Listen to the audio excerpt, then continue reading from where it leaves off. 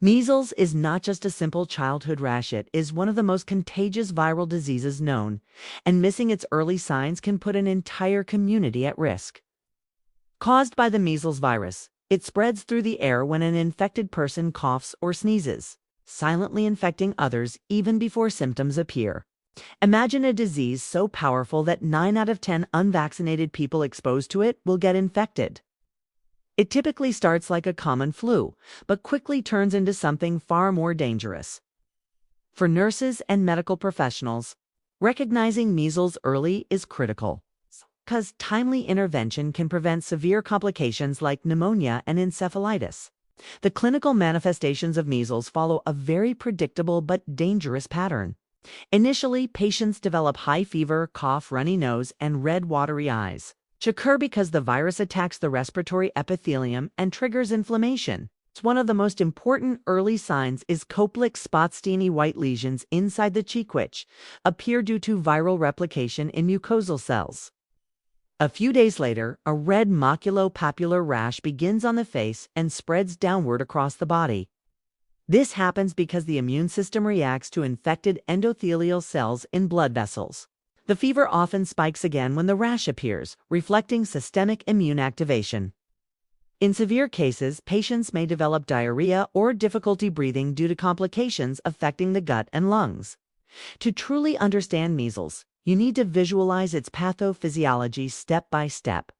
The virus first enters through the respiratory tract and infects epithelial cells, then rapidly spreads to local lymph nodes where it multiplies. From there, it enters the bloodstream, causing primary viremia, silently spreading throughout the body. The virus then targets organs like the skin, conjunctiva, and respiratory tract, leading to secondary viremia, which is responsible for the severe symptoms. The characteristic rash is not directly caused by the virus itself, but by the immune response, specifically T-cell-mediated reactions attacking infected cells. This is why immunocompromised patients may not develop a rash, but suffer more severe disease, as their immune system fails to control viral replication effectively. Management of measles mainly focuses on supportive care because there is no specific antiviral cure for the infection. Patients are given antipyretics like paracetamol to control fever and improve comfort. Hydration is critical to prevent dehydration, especially in children.